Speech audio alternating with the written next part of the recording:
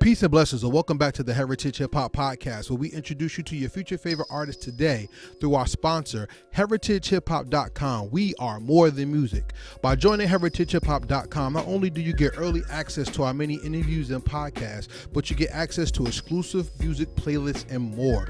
So please, help us build this foundation by becoming members of www.heritagehiphop.com. We're also sponsored by Transparent Credit Repair, the superheroes of the financial literacy and credit repair world. Changing your life only takes 15 seconds, and those 15 seconds can be used to figure out and fix your financial future. Open your wallet to more income instead of paying out more debt by going to heritagehiphop.com and clicking on the link for Transparent Credit Repair. By clicking on the link, all services rendered receive 20% discounted prices from going through heritagehiphop.com to Transparent Credit Repair. So remember, change your life in just 15 seconds. Go to heritagehiphop.com and click on the link for Transparent Credit Repair. Fill out the information needed and watch your life change. Today's episode, we celebrate an MC from Texas by the name of Tekforce. Tekforce represents the side of heritage hip hop that I love, which is the Blerd-Hop. And you know anything about blerds or black nerds? They love anime, cartoons, comic books, and all sorts of art in media expression.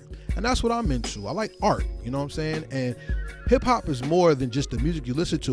It's the form of expression and taking your past and making it a part of your present with the creativity that you have, because it's unmatched. So let's see how this MC from Texas takes his love of blurred culture and puts it into his hip hop creativity. I mean, we're talking comics, 8-bit video games, 8-bit sounds, NES, and all that. So take a trip to the past and let's talk to Tekforce about who he is, what makes him who he is, and how he creates. And I'll be back with the rest of my commentary after this interview. Peace and blessings, and welcome back to the Heritage Hip Hop Podcast, where we introduce you to your future favorite artists today. And today, I got somebody who's more than music. He's a blerd like me, and he's strictly hip hop. Introduce yourself to the people. What's up? This is, I go by the name of Tekforce. I'm an MC out of Dallas, Texas, and I've been in the game for a while. I represent my company, Life Cycle Entertainment, and like he said, I rap about, video games, anime, rap about real life issues, I rap about basically what's on my heart. I'm a student of hip hop, was raised on, groups like the Fat Boys, R.I.P. Prince Marky D, the LL Cool J, Run DMC, all of the greats got elevated in the game when I listened to A Tribe Called Quest, Black Moon, Wu-Tang, and all those. And now, fast forward, I'm an MC out here trying to do it.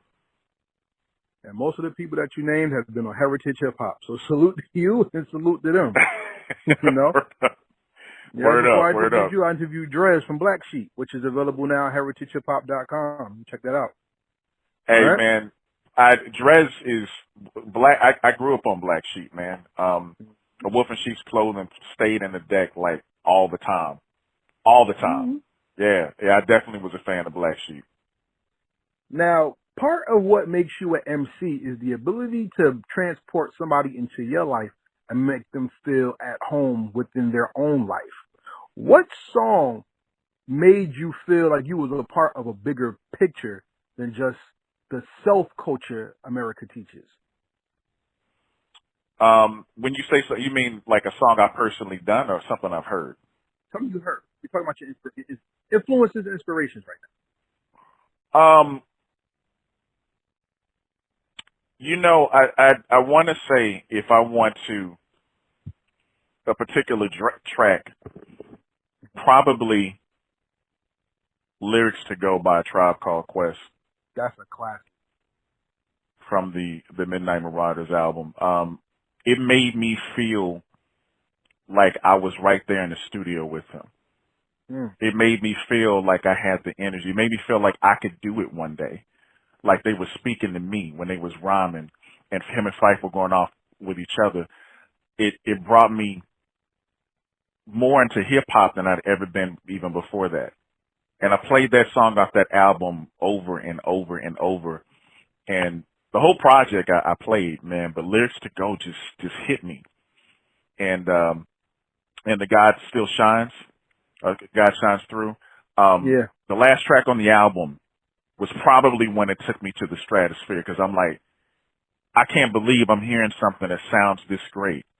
And it changed me. Like, it made me want to do music. I didn't want to do that before. So to me, that particular, maybe those two tracks were kind of a turning point for me. God Shines Through was one of the first tracks I ever heard that finished the album as strong as the album started. Yes. You know? Right. Right. And many hip hop albums don't do that. They just give you a final song, and it's a good song, or it could be a great song depending on how classic the album is. But like songs like God Shines Through and Street Chemistry by Ghostface and Bulletproof Wallet, when that album ends and you get to that song, it's like, God damn, it's over. Right. Right. There's a handful of albums that start off, they end as strong as they start. I think hell, Busta Rhymes had several like that. Okay. The Coming was one, obviously. And I thought Extinction Level Event was super, super strong from beginning to end. Even Extinction 2, I think, was well crafted. And there's MCs that can kind of delve into that. But they're few and far between, man. I think that's, when you're an MC, you make albums, you want to make sure that every cut that you make is strong. And sometimes it works, sometimes it don't. But what works out for an MC to make good music is an MC has to be comfortable within themselves and comfortable within the world they want to share when they create music. Yeah. How did you Absolutely. find your comfortability, especially to bring somebody into your world of 8-bit and 16-bit tracks? So you have done your homework. So,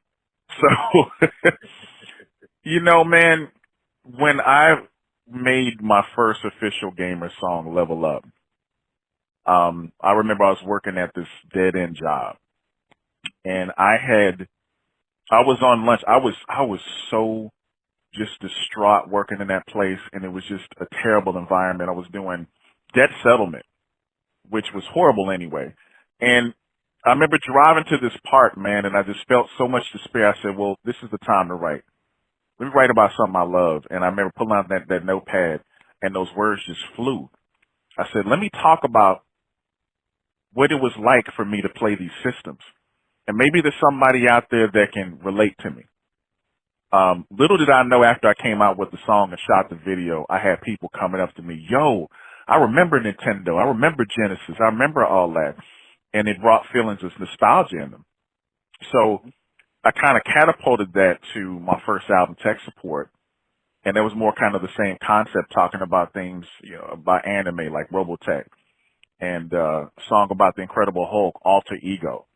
I wanted to jump into things that I loved, but one thing I wanted to focus on was making sure the quality as an MC was consistent. This wasn't just me rapping to grab your attention and I'm talking about this, so look at me, and have subpar skills. I come from a long history of MCs. So whenever I step on the mic or whenever I do a song, I got to make sure it's dope, because I got a lineage that I have to continue with. I feel that, because I want to talk about the inspiration of leadership rather than the inspiration of creation. Because in hip hop, we always talk about the inspiration of creation. I do this because I hear the beat, or the beat tells me what to say, or et cetera, et cetera, et cetera. But the inspiration of leadership is having the balls or the oomph to be able to be yourself and transport that into your creation. And sometimes people don't have the strength or character to do such. Word. That's a good point.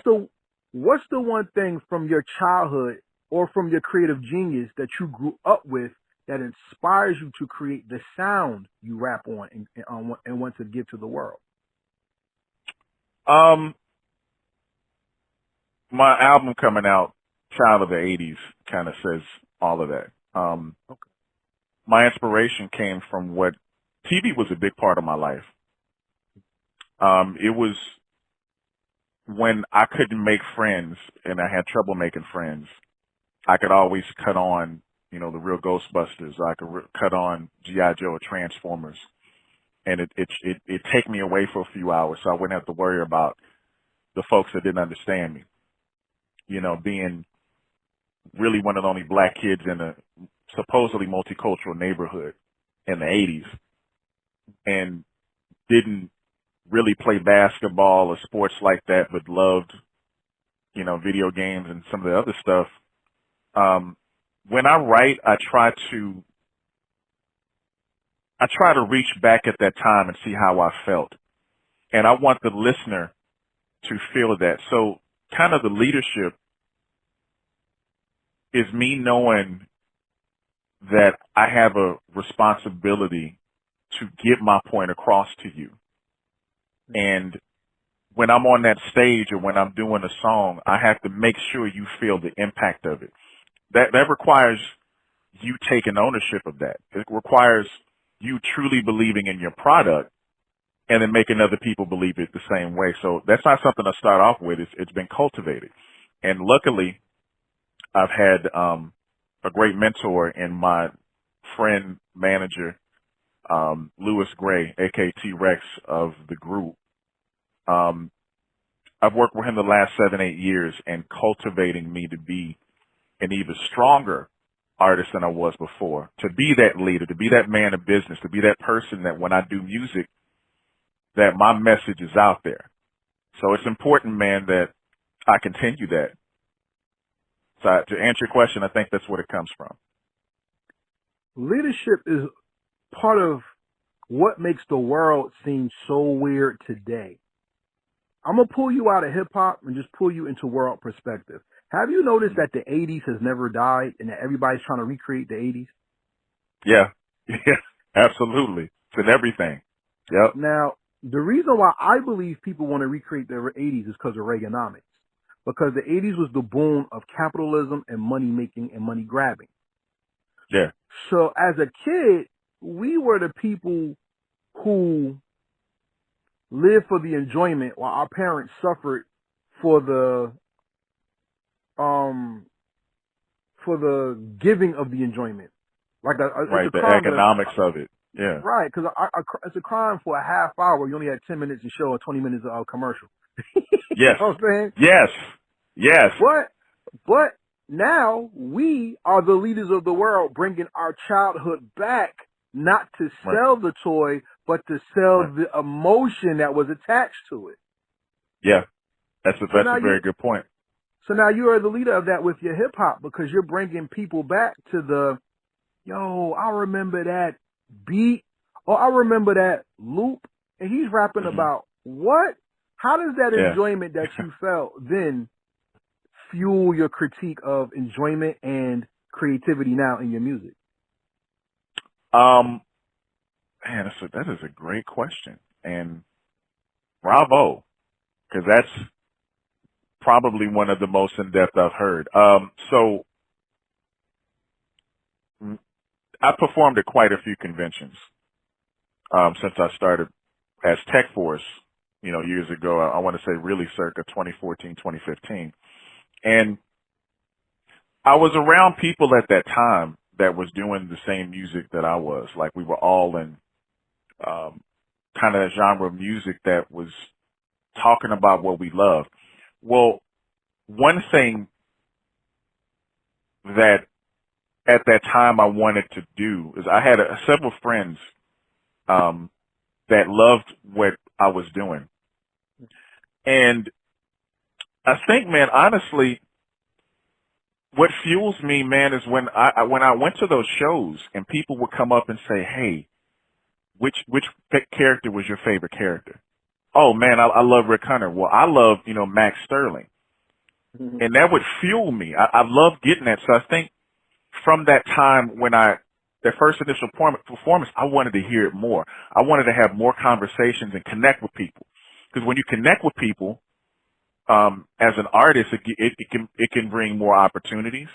It can bring, some better friendships, people that actually support you.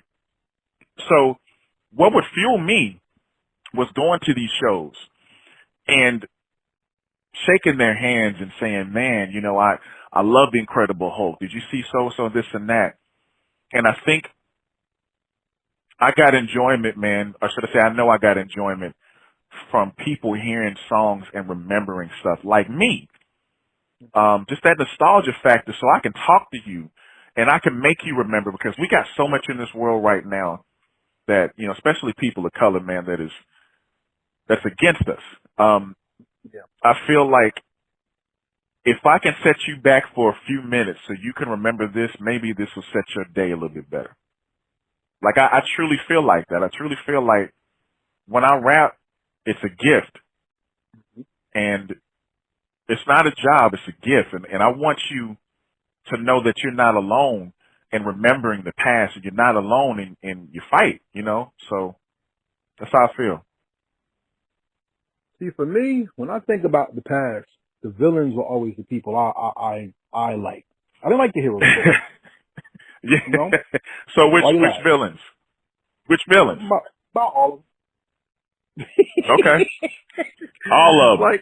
Like we could go through memory lane. Like, you know, like, tell me one of your favorite superheroes that you like. Man, I really like the Flash. So I was never a Flash fan, right? Really? Okay. Yeah, never. But the person who compels me the most out of the Flash is Captain Cold. Now, why is that? Because he has a duty of loyalty no matter what side of the law he's on. And that's something I can relate to, because I'm a loyal person. Right. And when you grow up with the idea of the villain, you see the wrong in society and you look for the right to make it work for you first, but for others as well. Yeah. No, I can dig that. One of the songs you made that I really was into is Sunshine. So what I'm talking about? Were you a legend? Technical Truth. Yeah. Mm-hmm. That song is dope. Like, that's one of the songs that hit me, because when you're a leader, especially a creative leader, you have an interesting eye, because you see what's ahead and you see the downfalls that can come. And especially when you have someone you love or someone you want to protect, it's sad that you know what's coming, but you want to try your best to map out a better journey for them. Absolutely. Tell me about that creative eye, how you use it in your music, and not only there, but in your creativity as well. So there was an end. So run the question back one more time, because I loved it. Run it back one more time for me. Talking about your creativity, like I said, as the villain, you always look for the answer, because, you know, something's always in your way. Yeah. With the song you made, Sunshine. Yeah. It's a dedication song, and it's a song where you care for this little boys that you're talking about in the song, correct? My son. Yeah, my son, who is now 19. Yeah. Salute to son, 19 years old. Congratulations. And yeah, I mean, thank you. As men of color, we have to give the map of life to our sons, knowing that there's hell coming toward them, and you want to give them something better than just a hard road that you traveled. Right. Because remember, we've been labeled the villains. We have. So my question our whole lives. Exactly. So my question is, how do you use that map or that creativity to draw the map, not only into your music, but into your creativity, to leave a road for somebody to excel in and give them a blueprint of how to excel and not just accept the norm and be the villain themselves? Well, so again, when I write, man, I try to, I use it as a lesson. I also use it as sometimes a cautionary tale. And it depends on what kind of song I write. Like, so last year when the marches were going on, I felt compelled to write a song that would inspire people to march. So I wrote this song called Unify. And the beat I made for it, I was going to use for a completely different project years ago, right? And when you're a producer, you make beats and you don't know what's going to be on there. So I started writing lyrics, and then I was thinking about it. I said, I need something that inspires people, something that sounds like I need to get out there and do that myself. So I found the right beat. And when I'm writing that particular song, I want people to feel like they need to get up. If you truly believe in this cause, if you're this person that you say that you are, that you really feel like Black lives actually matter, you're going to go out there and do that. But I also painted the picture of what I saw. I went out there and saw all people of color that were marching, people that truly believed in a change. You know, made me tear up, man. And it was the most beautiful thing. But in my song, I'm giving you the roadmap. Go out there. You know, don't just talk about it, be about it. And it ended up being something that was just something I was super proud of, because it was my contribution to our people, you know, to people stepping up and people helping, and my contribution to a change that needed to happen, that still needs to happen. So when I'm writing, man, I'm putting myself in there, but I'm also leading people through it in music and just in the decision making. So I guess sometimes you can be the villain, sometimes you can be the hero. And most times the heroes become villains in their own story, a la Two-Face in The Dark Knight. Yeah. He absolutely did, and he ripped up, man. But Two-Face is such a compelling character, man, because like you can see, the thing about Two-Face is that he's not inherently evil, right? Like, there's still the semblance of justice, and there's him hanging on to the woman that was left behind, so he can be at times reasoned with, as opposed to the Joker, he's anarchy. But see, that's the joy and the genius of Batman and his characters, is that they all reflect the human psyche. So none of them are truly evil, and none of them are truly righteous. Yes. They're principles of the mind. Right. As an MC, you have to give people the principle of your mind as well through your creativity. Mm-hmm. But your creative mind is a little different to me. And the reason I'm going to say that is not too many people will make a song from the experience of being Charlie Brown. Talk about life from Charlie Brown's perspective. You know what I'm saying? Yeah. Oh my God.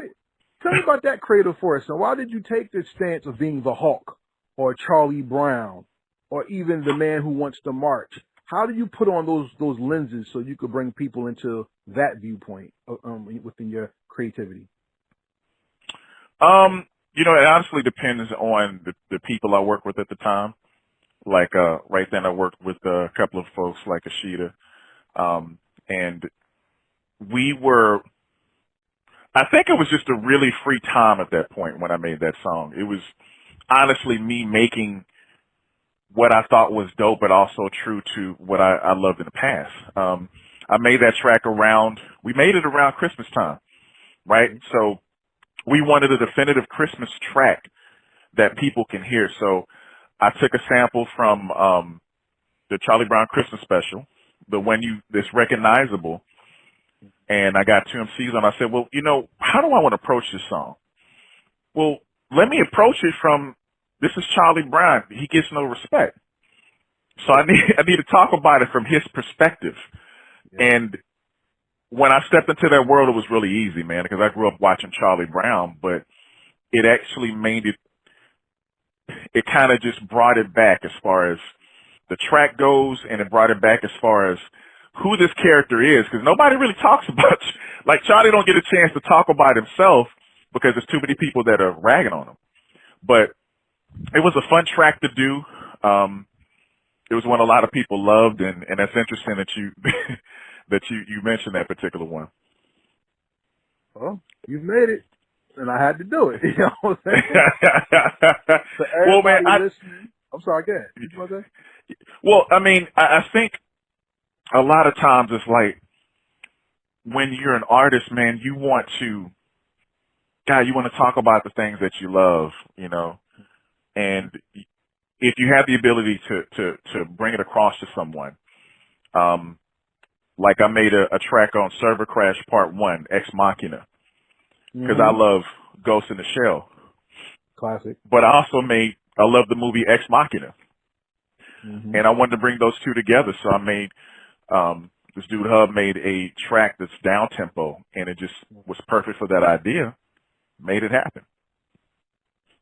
To everybody out there listening, thank you for listening. This is Karev from Heritage Hip Hop with Tekforce, innovator MC who not only rhymes using the hip hop culture, but he uses his love for entertainment, anime, cartoons, and toys in his rhymes as well. Salute. Let's continue this interview, because I think this is a classic interview so far.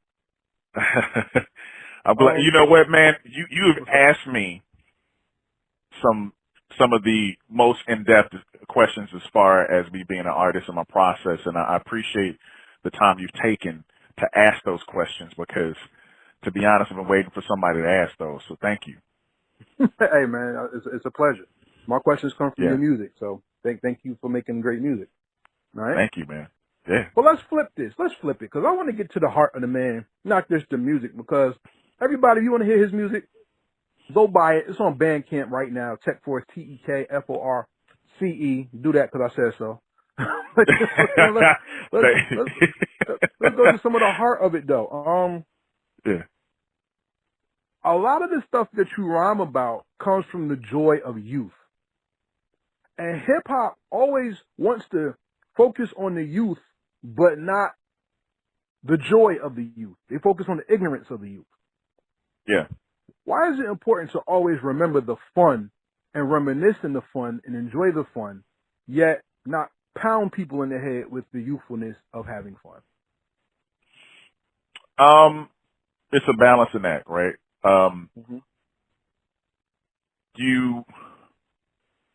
It's important to remind people because, like you said, they've been browbeat by dark, by, you know, kind of the evil side of hip hop, and it's kind of like this negative thing that you can't talk about the fun. You can't talk about how you grew up. You can't talk about specific things. You got to keep it right here and keep it raw and keep it, you know, just gutter. Life is gutter too. You know, I mean, it is, but you can't just, you got to surf that fine line. So you write tracks where you're going through, maybe you can't pay rent or electricity, or there's not a lot of food in your refrigerator, you don't know what to do. Absolutely. But why not write about when you used to hang out with your boys and ride your bikes, you know, when y'all used to play video games? So life is different experiences, and you shouldn't be just pigeonholed into one type of experience your whole career, you know, because how are you truly growing as an artist? And everybody got multiple stories. It ain't just, you know, as a writer, I got multiple stories about my life. I'm still experiencing them. Right now, us talking in this interview is a story I could write about in a song. So it is important, like I said, as an artist, man, that you take every experience you have and not just stay, you know, complacent on that. Focus on the light and the dark. Be in the middle. Do it on the same song. Hell, it's your song, but make it work. Yeah, I mean, that's what I enjoy about how you create, because I see the perspective of the rhyme, and plus I see how you don't throw nothing away, which we'll come back to that in a minute. My favorite movie of all time. See, you made a song based on one of my favorite movies of all time. Actually, my number one favorite movie of all time. That song, well, you know the name of the song. I'll just paint the picture for you. In 1986, I believe, I was 7 years old. And I went to the movie theater with my mother. You know where I'm going? I know where you're going. And in the movie, my favorite toy dies. Yeah. And I remember, but see, I'm going to tell you something bugged out. That movie came out twice that year. Did you know that? Twice? Check this out. When that movie first came out, Optimus Prime died and turned into dust. And the kids were so distraught, they pulled it out the theaters and re-edited it. That's right. Right. Wow. So Wait a minute. So now you just hit me with something that I didn't know. So you mean that, because see, like you, I saw the first version.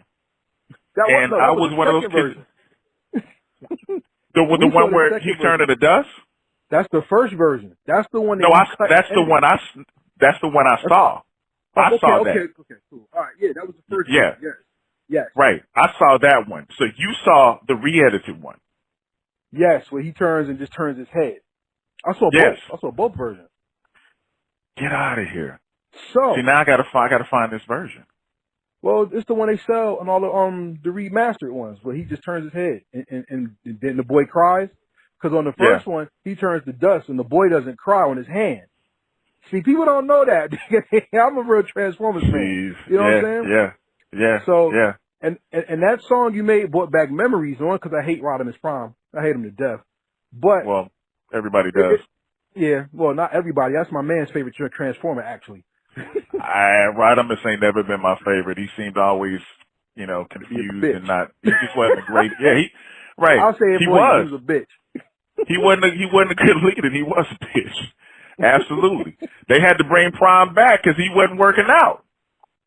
No, now look, you're gonna see how this goes into my question. Now check this out. Yeah. Talking about perspective again. My mom took me to see that movie. Yeah. My mom taught me about comic books, toys, superheroes. My mom introduced me to Dragon Ball Z. That was her show, and she told me shut up and watch it. Get out of here! Shout out to your mom. Whoa! Rest in peace. Yes, rest in peace. Oh man, I'm sorry. Rest in peace. Wow. She introduced me to all of that. So, your mom sounds like she was a fantastic lady, man. She was, man. And to keep it real, because I'm gonna come back to what we said about Rodimus and John talked to the original question, which all goes together. Yeah. Perspective was being able to tell that story. Growth is the how you understand the story to translate the story. What in your creative genius got you to translate the growth of the experience in the character, not just set the scene of the song so people can grow with it and with you?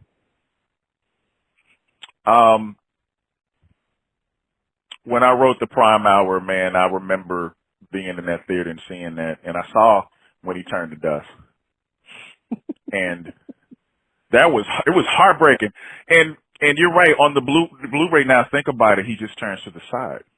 Yeah, he didn't turn to dust, and I'm glad you reminded me of that. So when I wrote the song, nobody talks like the movie is an hour and a half long. You can't get into dramatic, disposition and stuff in an hour and a half in a kids movie, right? Besides that, they try to move things along, but you got to imagine how he feels felt.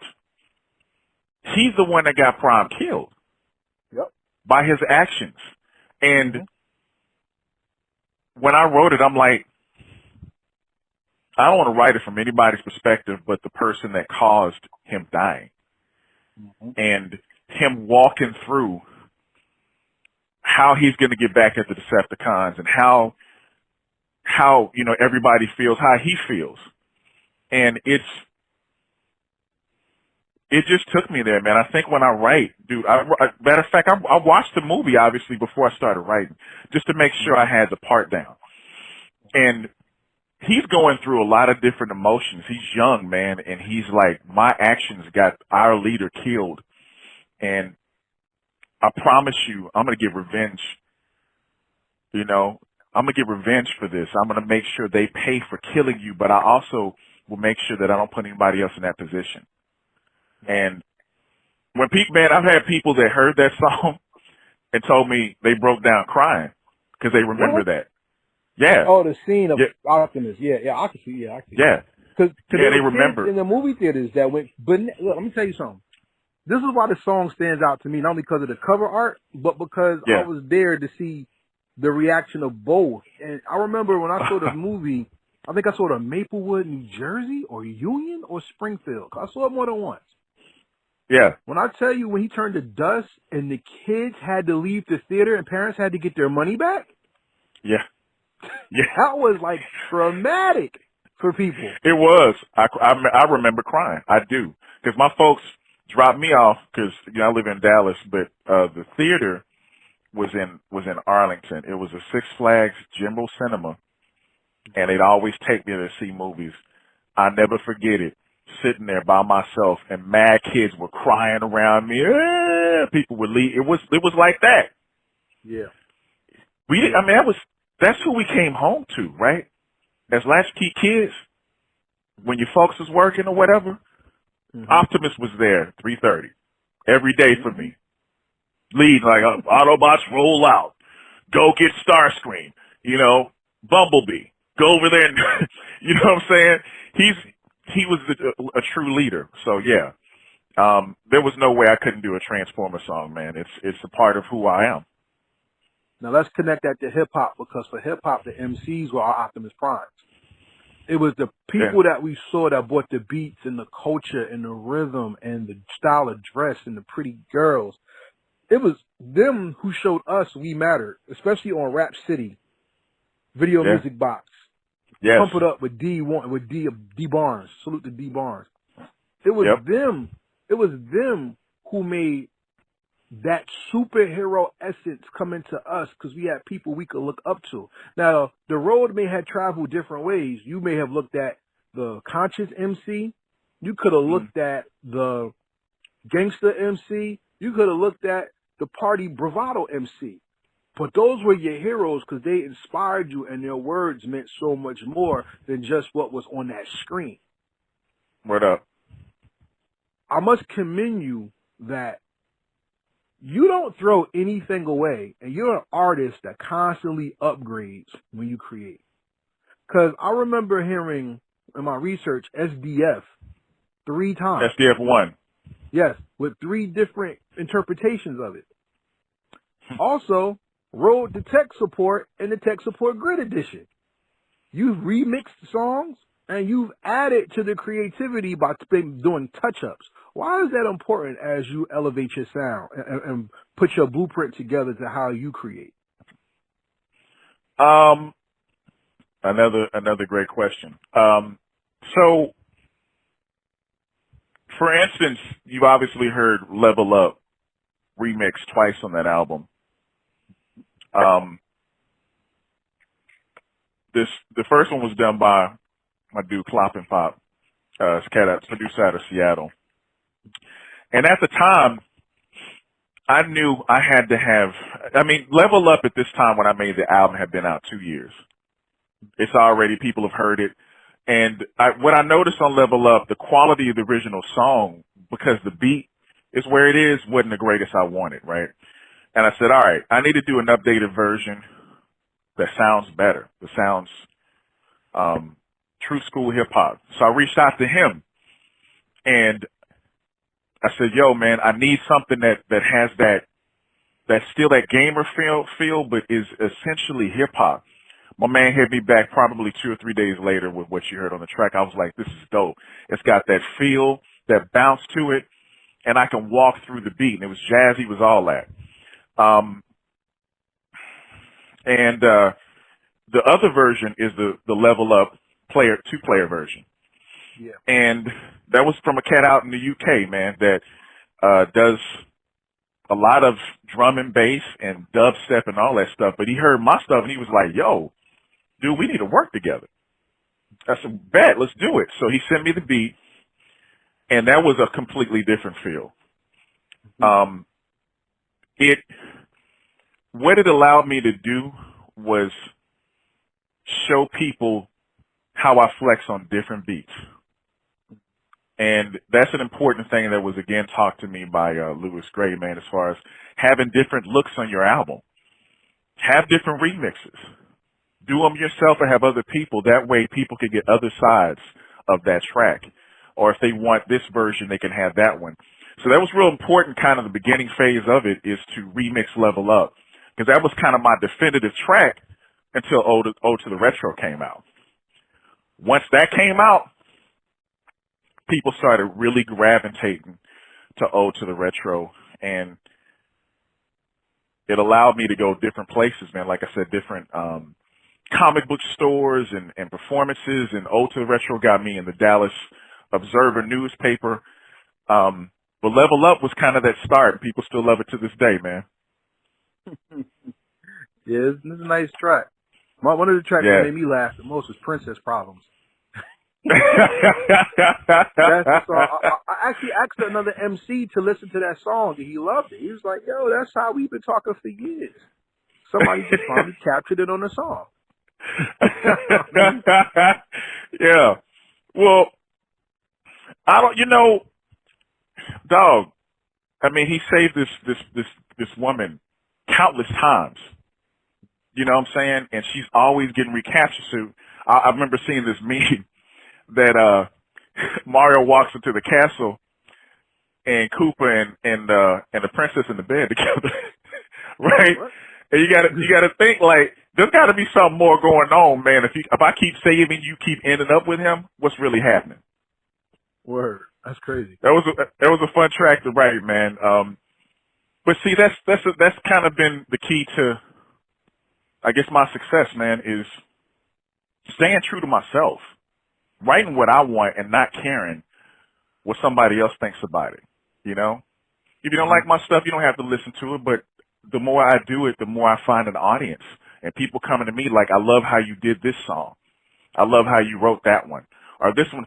People have told me tracks on my album that are not really my favorite, but they love it. You know, that's the way it is in hip hop. It is. It is. And I don't want to veer too far to the left yet. I want to talk about two more things, and then we're going to have some fun. All right? Yeah.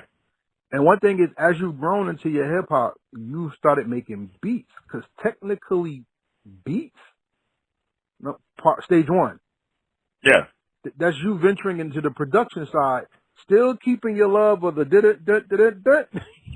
Yeah. Putting loops and stuff under it. Like I said, the 8 bits and the 16 bits.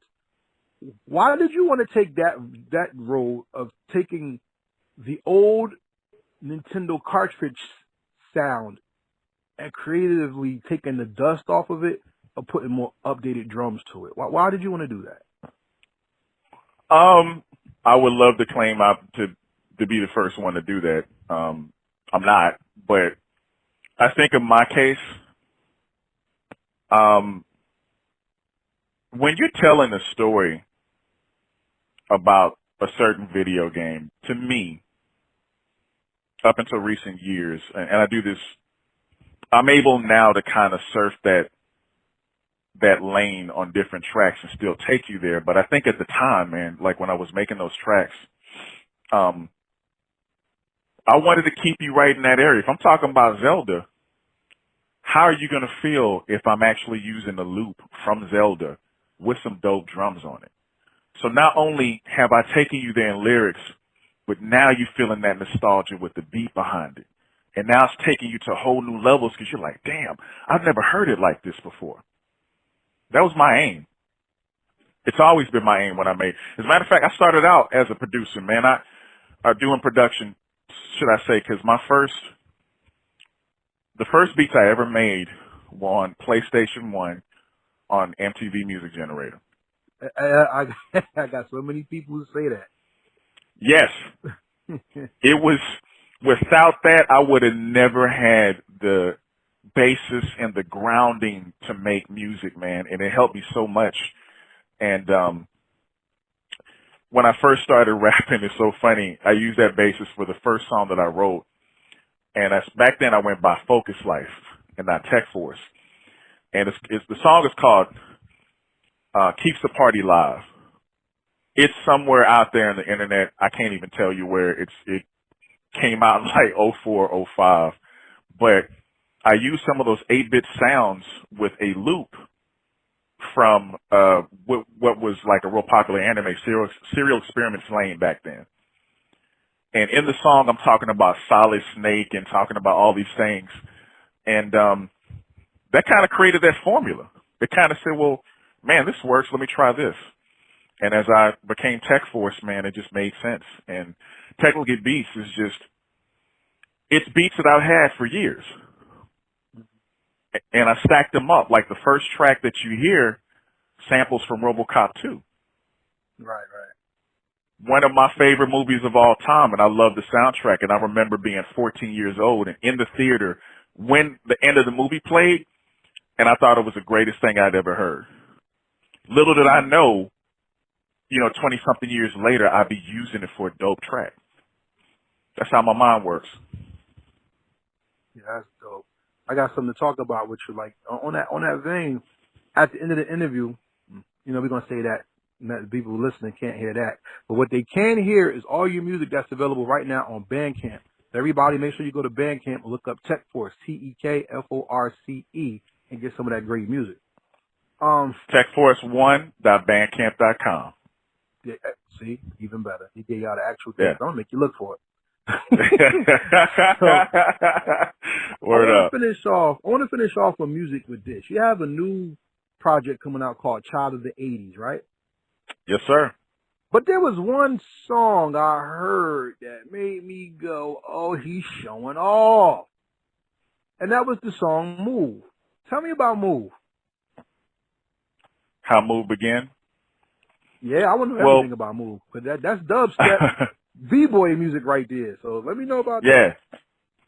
Yeah, well, man, this producer in Austin by the name of Michael Pena from this group named Hammer Zire, man, he's a really talented producer. We've been talking for a bit about working together. He met me first, and then he met T-Rex, Louis Gray, when I keep talking about a little bit later. But he'd been going through beats, right? And he found one. He said, Tech, I got this beat, man, that I made like 10 years ago, but I keep hearing you and Rex on this track. I said, word? He says, yeah, man, I know you're trying to do Child of the 80s, and I know you want to have that kind of breaking our Beat Street feel, man. Can I send it to you? I'm like, yeah. He sends that track to me, and I'm like, holy shit. This is what I've been looking for. This is the one that's going to set the tone for the rest of the album. So I sent it to Rex. Rex is like, oh, shit. And he wants both of us on the track. And we had done music before, but we hadn't officially had kind of that single together. So I wrote my verse. We ended up driving to Austin about 2 months after that, and we went to Mike's house, sat up, chilled out for a bit, and he has a studio in his in his garage. We go in there, spend the next 6-7 hours just cultivating, making sure we got the music dope and recording. It's 3 or 4 o'clock in the morning, and we listen to it, and we're like, man, we got something special, dude. This is too dope.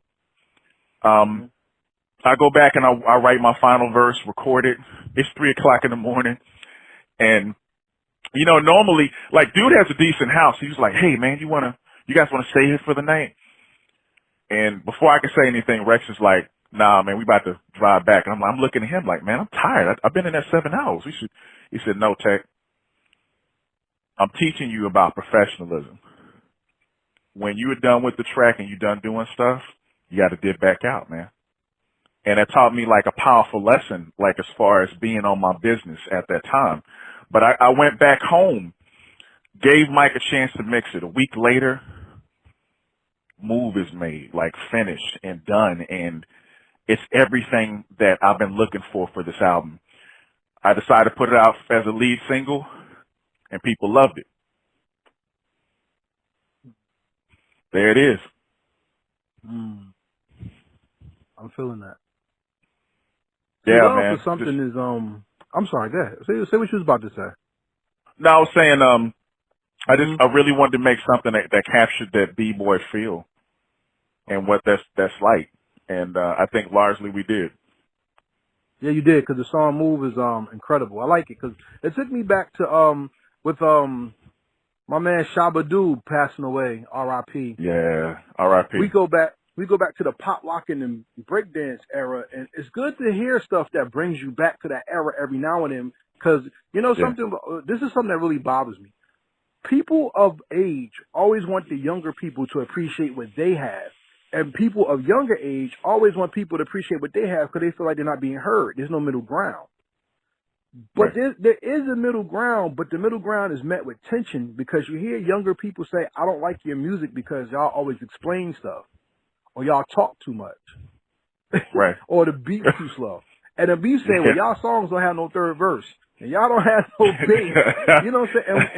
And of Right. course, it's preference, but that middle ground has to be good music that can bridge the gap. I think Right. Move is a song that could do that. Shout out to T-Rex. You know what I'm saying? I mean, it's a song that I think really hits the notion of what good music can be, even in a reminiscent state. You know? Yeah. Well, I appreciate that, man. We set out to again, it's another track to make you remember. However, it sounds updated, right? Because you hear some of the elements in it. And that's the genius of Mike, man. He's just, you know, that type of producer, but having the right lyrics in it always help, having a good hook, but you got to know where you're going. And when I'm listening to that song, I'm thinking about the old tracks. You know, I'm thinking about Planet Rock. I'm thinking about all of those and how they approach that. And it has to have a certain level of energy. That energy level is what brings people in. That energy level on the track is what makes you keep listening. Because imagine we was just super relaxed on that song. You're like, oh, why is he rapping like that? But having that energy level and that impact is the reason why you think it's dope, and other people have too. And it's just hip hop, man. Yeah, hip hop is very hard to define, which we will talk about that in a minute. I want to ask you about Never Again, and what was the It sounds like a cathartic type song, like you're really going somewhere with it. Tell me about the song and what's the goal for the listener that you want them to have after they hear that song? So with Never Again, it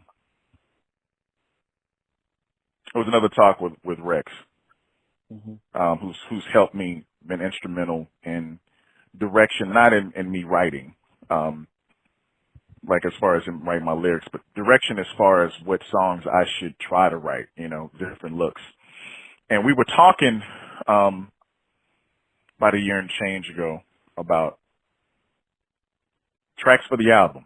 You know, what do you plan to write? And he says to me, Tech, you need something that talks about the people that have messed you over, the people that have wronged you in music, the ones that tried to keep you down, and you still, and you need to have something that lets MCs know that just because you're about these video games and just because you're about all of that, the animation don't mean you're not a real MC, and you will bar a track out when you need to.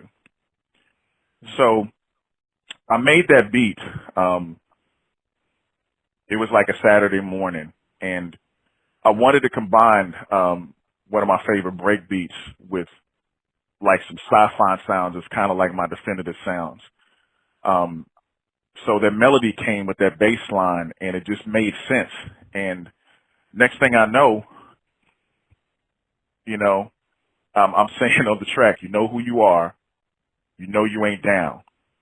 When I'm on the mic, you know I got the clown. And then the hook came after that, the lyrics. But it honestly is a track to let people know, you know, stand firmly on who you are.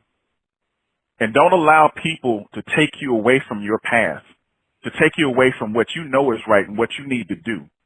And I don't mean just in music, but in life. Let them know never again, because you deserve to have respect at the end of the day.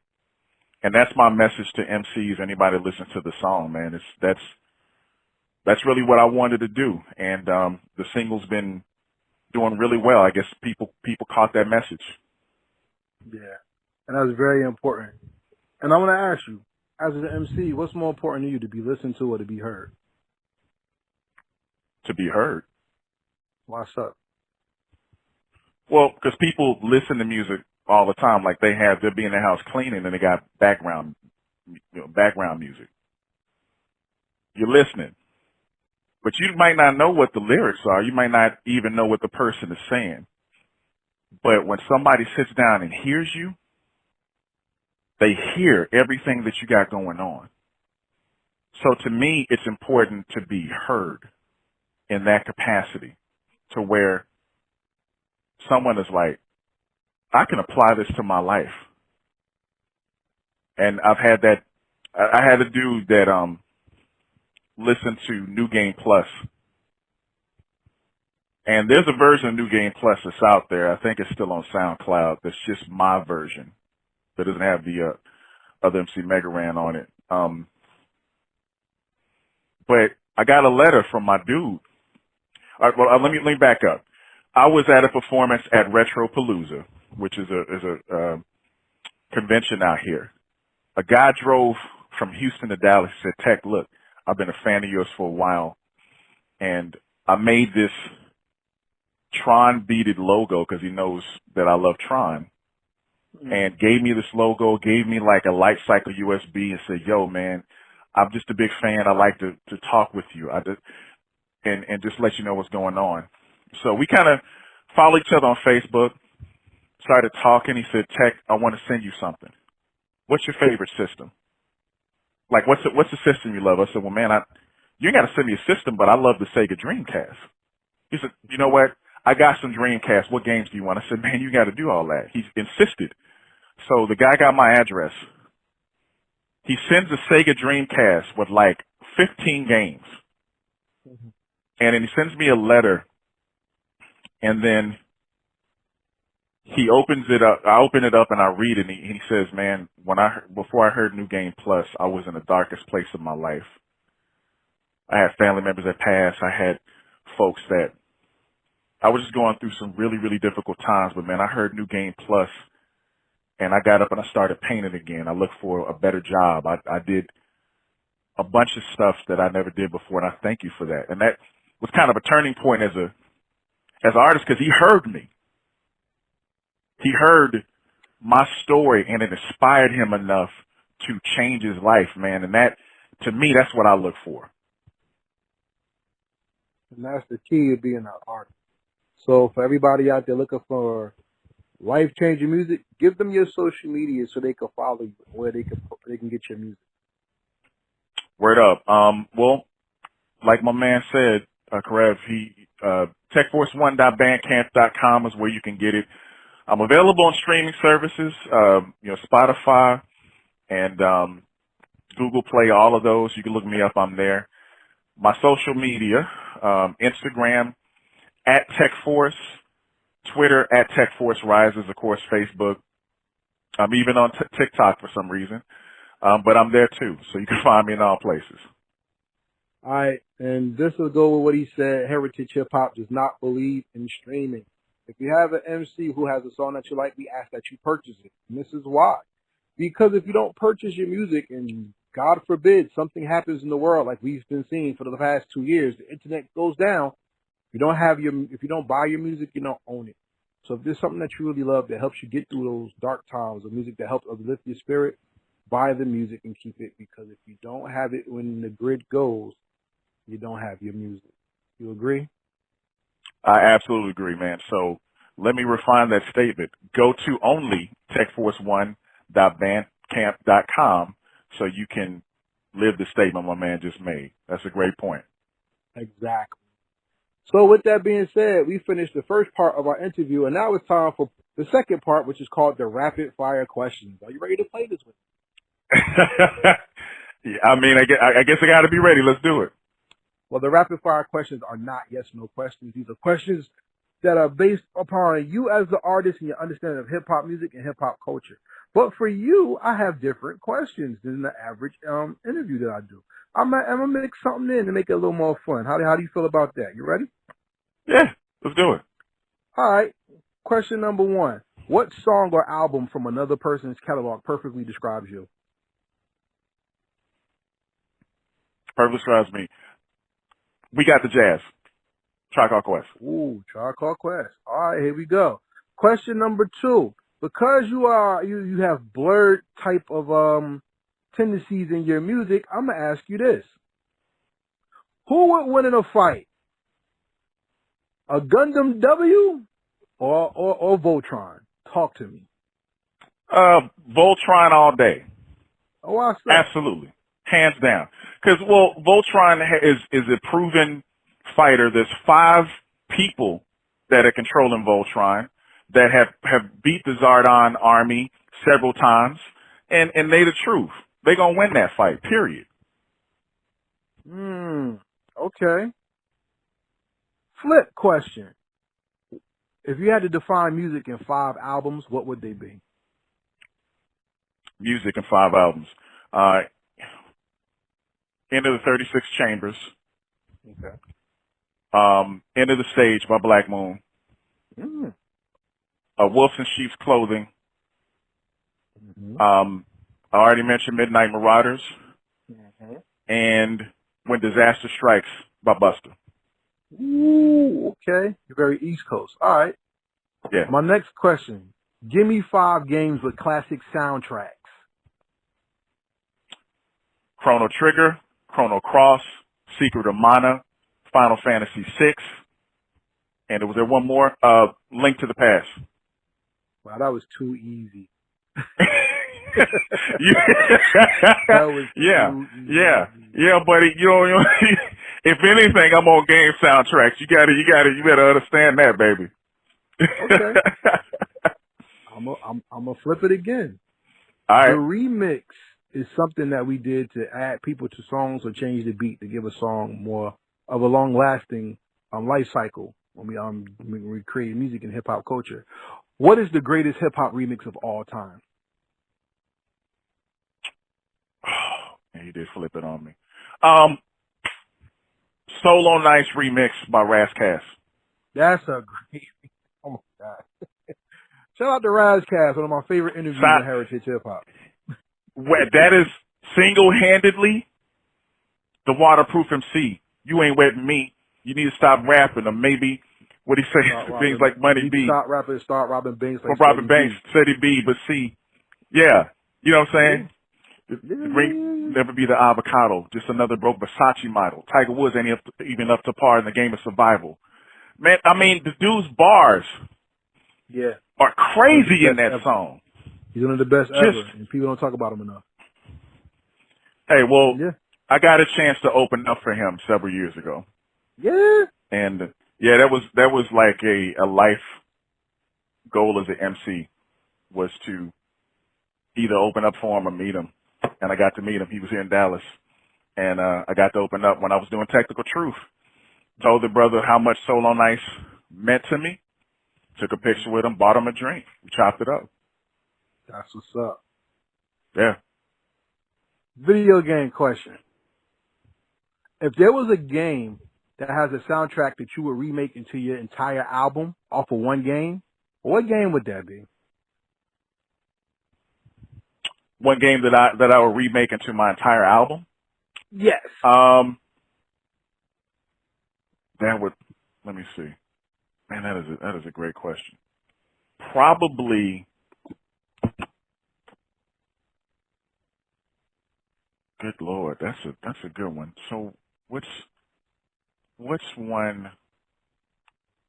Probably, if I was to say to make it into a full album, maybe, because I'm thinking of the games I played back in the day. Probably either Chrono Trigger or Chrono Cross. So you an RPG head, huh? Yeah. I mean, I grew up on them. I grew up on them. Yeah, I did. Well, another one I would do, just for honorable mention, is any of the Streets of Rage games. And that's my favorite side-scrolling game of all time, which I see you play on YouTube, and I'm waiting to bust your ass with some Streets of Rage 4. What's good? Oh, well, is that the setup? Brother, you let me know. What's good? Okay. Hold up. Ain't nobody better than me in Streets of Rage 4. At all. Yes. Yeah, we're gonna talk about that after the interview. Let's finish that up. Everybody, you want to see that? Right, just leave a comment and let us know if you want to see this battle. You know what I'm saying? 'Cause me and my man about to run it on hard mode tonight. You know what I mean? Hey, me and my son did that about 3 weeks ago, and it was so much fun, bro. It was tough, but man, we did it. And man, I gave him the biggest fist bump after we beat it. So if that's what you want to do, baby, I'm ready. That's what I'm talking about. Let's continue. You know what you know how you said when you sat in the RoboCop and that song came on and it changed your perspective of music? Yeah. The game that changed my perspective of music for video games actually wasn't even Streets of Rage, the series. Because Streets of Rage 1 and 2 had the best soundtracks, right? It did. I'm still listening to it. The game that changed the way I listen to music was made by SNK. And it's my favorite fighting game series of all time, King of Fighters.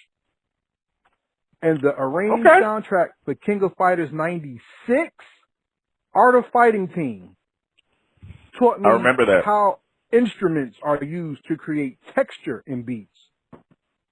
Right? Mm. Yeah. How does the 8-bit game sound layer and texture to hip-hop beats? Well, you gotta look at the history of video game beats, right? So, you mentioned Streets of Rage. Mm-hmm. And I don't, as a matter of fact, because I know better than this. I forget his name now, and I see it every day. But give me a second. 1 second, and we'll I'm literally pulling it up. Yuzo Koshiro. Oh, the composer Yuzo of the game. Koshiro. Okay. Right, composer of the game. So I recently read an interview about him, and he was talking about his influences for that game series. Well, one of those influences was hip hop. Wow. And when he made that, he wanted to have several different influences on the album. Techno, drum and bass. You know, he wanted to have a little bit of soul that was in there too, and hip hop. When you hear them beats, and then other beats he got on there using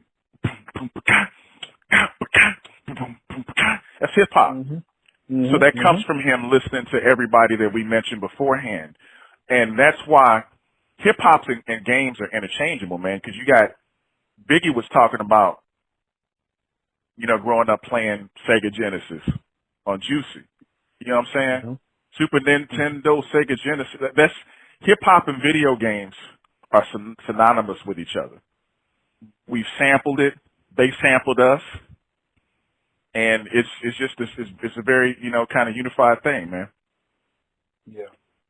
Yeah, shout out to the Locks, because I remember the first song on Bad Boy, they sampled Samurai Showdown. And nobody caught that. You know. I did. Yeah. If you think I'm jiggy. People who know. Yeah. I we think run hip hop on Heritage Hip Hop, y'all. So make sure y'all pay attention to follow and subscribe, because we doing it over here. Listen, if y'all not listening to this man right here, Karev, you need to just go on and make sure you listen every week, because the fact that this gentleman gets so in depth and not just hip hop, but what the artist is into is not duplicated nowhere else. So listen to this man. Appreciate that. I got 3 more questions, but I might push it to 4 because this is a great interview. We just did the video game thing, so let's flip it back to music. If you could make your dream track with anybody, who would you collab with and who's doing the beat, dead or alive, no restrictions? Pharrell. Pharrell's doing the track? Pharrell's doing the track. Any features? Probably. Who am I thinking of? Man, Pharrell with, who would be on the track? Probably, I would say Q-Tip. Wow, that would be eclectic as hell. Yeah.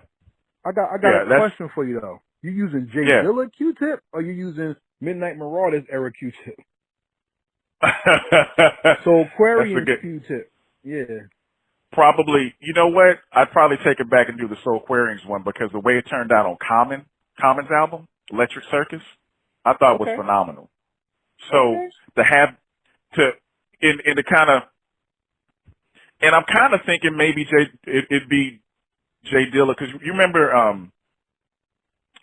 Come Closer remix that had, it was Dilla on it, Pharrell, you know, Dilla the beat, Pharrell was on it, Tip was on it, and it was a dope feel. So maybe even that'd be the flip side of it. Pharrell did the track, or if Dilla did the track, it'd be more so along that feel, kind of like a Bonita Applebum or something like that. It'd be dope. Okay, I'm with it. Flip question. We're gonna go back to the video game. Yeah. It's very important for people to feel that they are included in the entertainment realm. You know, and in today's society, it's marketable. Now, I mean, it should have been always a good principle, but now it's marketable for Black Lives to Matter, right? Yes. I want to ask you. Oh, there. What you saying? What to say? Go ahead. No, I was saying it's definitely apparent how folks are jumping on to sell T-shirts, but didn't care about it pre-2020. Yeah, at all.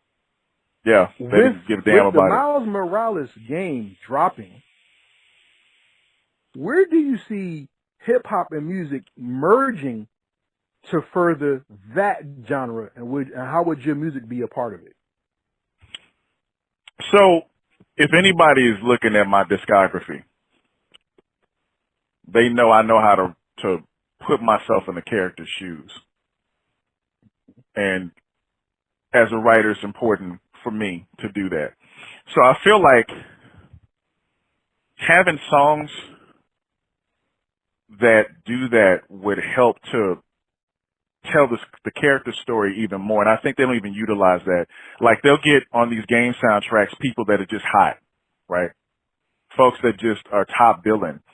But they don't take the time to maybe look at an artist that can tell the character's story. Right. Ask him. They used to do that in the 80s and the 90s. Like, when you talk about Teenage Mutant Ninja Turtles, the original movie, Turtle Power, they had that do Partners in Rhyme. Mm-hmm. They did T-U-R-T-L-E T-U-R-T-L-E Power. Yeah. Mm-hmm. T-U-R-T-L-E Power. So these brothers are telling the story, but the song was dope. Like, you got it. They got into the characters' heads and told you that. Okay. And I think moving forward, if we even had one or two songs like Miles, God, he's such a strong character, but doesn't have a song about him on neither the movie, Into the Spider-Verse, or the game. Right. So that's my perspective on it. But I don't make those decisions. So, but we can always put it in. So for everybody out Yeah. there who likes that genre, make your songs and pitch them to Marvel and DC and Warner Brothers, because now that Static Shock and the Milestone universe is coming back, we have more opportunity to branch the hip hop genre, not into just the soundtrack, but into the character development of the character as well. Yeah. Yeah. Okay. Absolutely. So my next question is this then. If you could be your own superhero, it's not saying that you're not, what is your power and how does that come out through your music? If I could have my own superpower, it probably, I mean, I've always been partial to the super strength, right? Like, I've always gravitated to characters that had that super strength that could beat any surmountable foe with a punch. And I think that goes to kind of the carnal tendencies of human beings as a whole. Like, if you're tested, you want to have the power to defeat somebody or defeat something. I probably would have that power. I think, but it also end up being a problem because people that have a super strength have a higher tendency to use it for evil. You know what I'm saying? And you kind of, and you've seen characters like Superman or whoever go dark for a little bit because they're so much more powerful. But I would probably relate it back into music as probably what I always do, just doing it from the artist's perspective. But one thing I don't, if it was myself having super strength, is dealing with how that affects me and my family, how it affects my relationship with my friends, how it affects me just being in general society. Because, you know, I'm a black man with super strength. What kind of threat am I really now? I was a threat before, but now I got super strength. So there's so many different ways that you can tell that damn story and actually make it work. You're right. Have you ever read the comic book Black? I've heard of Black, but I've never read it. I'll advise you to please read that comic book before the movie comes out. Black was one of the best comic book series ever.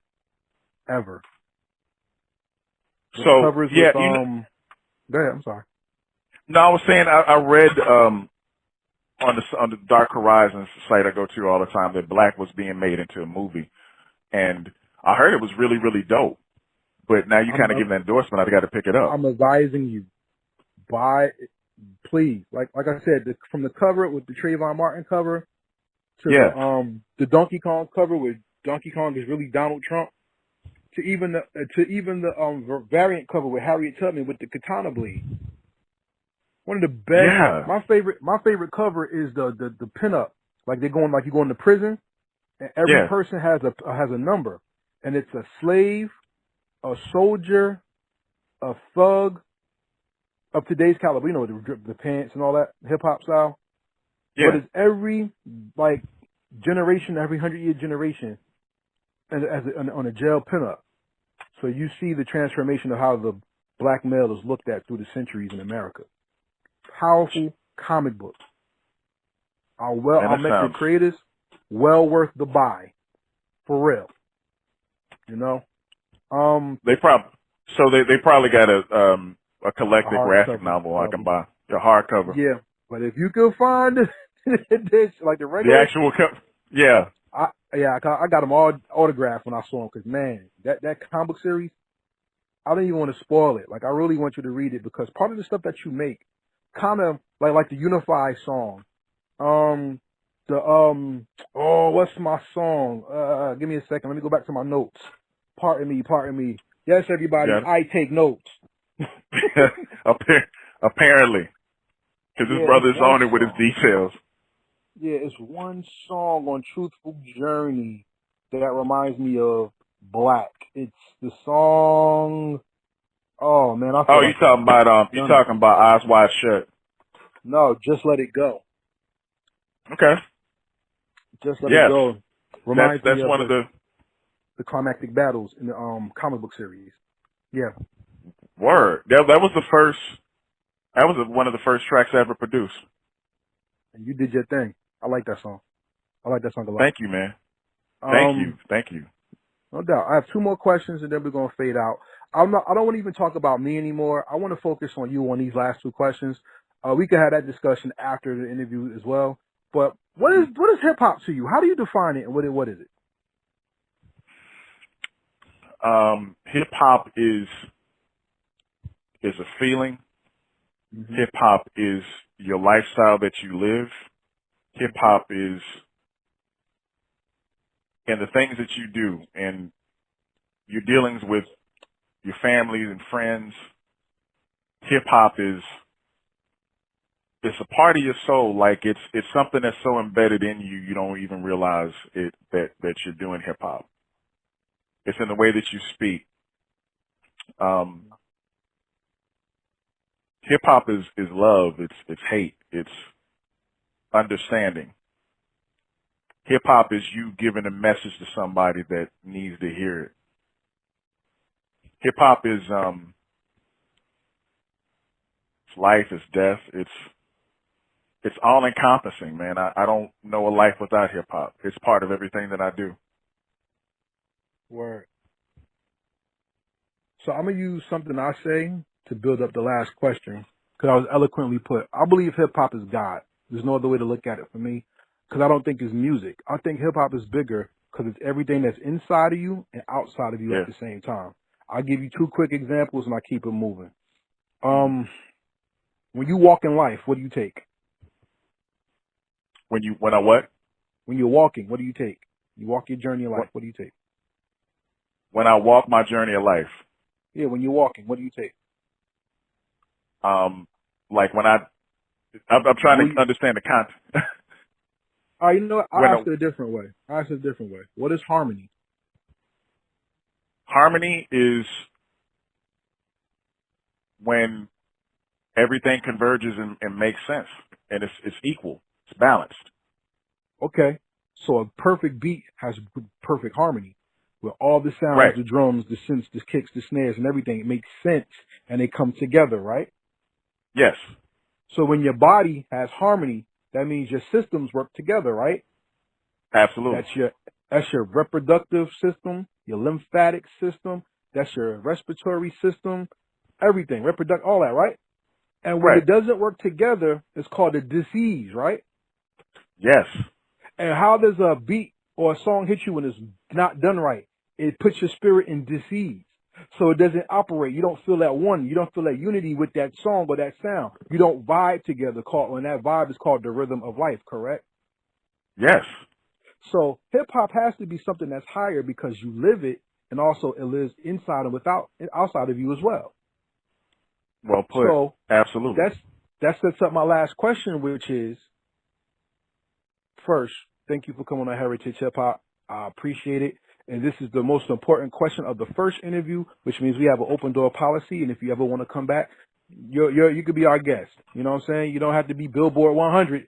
All you have to do is do something meaningful for the hip hop community and have a story to tell. Because the greatest story ever told is the one you live, and the microphones are always open at Heritage Hip Hop. Yes, sir. I'll be more than happy to come back, man, and be on here. This is one of the most in depth, and I appreciate that it's a conversation. That's where I think I shine the most, and the other person does too, man. And when it's a conversation, it's two people that love what we love, and it comes across. Exactly. So with that being said, my final question of the interview is this. One day, a child is going to go to the Hall of Fame. And in that Hall of Fame, they're going to see Tekforce on there. And then the child's going to go, who's Tekforce? And the child's going to hit a red button, and your hologram is going to pop out, and it's going to play your love of the games, your love of music, and your creative genius that spans decades.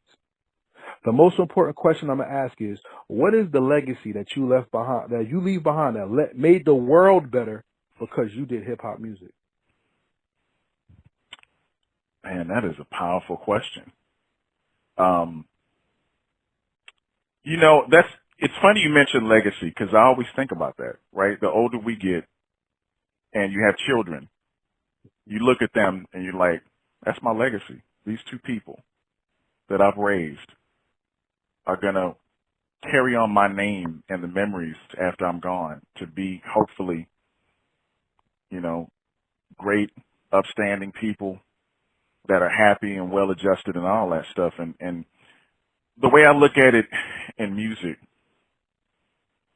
I want them to remember that I was someone that wasn't afraid to do what I love, regardless of what was going on in life, regardless of how, what pitfalls I ran into. I was still able to do something I love and push for it through all that. And I hope and I pray it inspires them to do the same, regardless of what their problems are that are insurmountable, things they can't get past, that they keep pushing for what they believe in, because they'll see from my story what I've been through. They'll see certain pitfalls I went through. And I want them to know that it's great to be who you are. You're different. That's beautiful. Use that difference to make a message in your world. Have your own legacy. Be able to share it. Be able to inspire other people like I have. And to me, that's what I want to live. That's what I want to leave.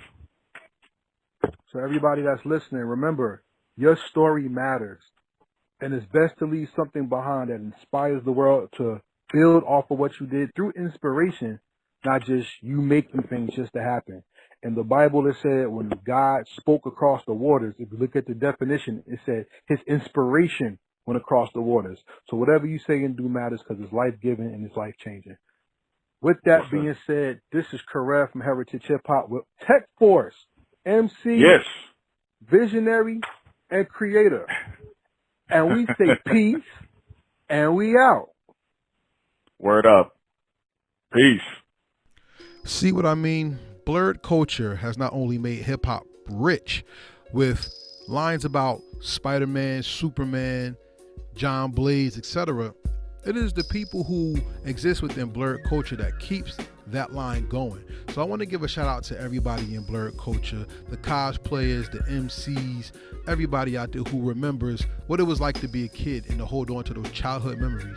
Hip hop is not always about guns, violence, sex, and drugs. Sometimes it's about having fun and being a kid again. And salute to Tekforce for tapping into that vein of not only his childhood, but of the hip hop culture and keeping it rich and alive. This episode of the Heritage Hip Hop Podcast is brought to you by Heritage Hip Hop. We introduce you to your future favorite artists today. And by joining and subscribing to our website, not only do you get early access to our interviews and podcasts, but you also get exclusive playlists and music as well. So join us at heritagehiphop.com. Sign up, become a member, and enjoy the benefits. We're also sponsored by Transparent Credit Repair, the superheroes of the financial literacy and credit repair world. 15 seconds is all you need to fix your financial future by fixing your credit. Go to heritagehiphop.com and clicking the link for Transparent Credit Repair helps you change your life and your financial future in just 15 seconds. Before we get out of here, I'd like to give a shout out to everybody who makes this possible. Shout out to the Heritage Hip Hop team, Fatty's Place, Michael Bradley, Lex, Fire Jaws, and also you, the listener. Shout out to the Heat DJs and MJ's Hip Hop Connect. Shout out to the Fleet DJs. Shout out to everybody who's ever been on Heritage Hip Hop. This would not be possible without you. Thank you so much. If you'd like to donate to Heritage Hip Hop, please, our Cash App is $Heritage Hip Hop. If you'd like to get some merch, our website is storefrontier.com/heritage hip hop for t-shirts, hoodies, long sleeves, and etc. We got that for you. Anybody looking to be a sponsor at Heritage Hip Hop, you can contact us at karev@heritagehiphop.com. Until then, everybody, we have more episodes coming, and we're almost at the 100th episode, so stay tuned. With that being said, this is Karev from Heritage Hip Hop saying peace, and we out.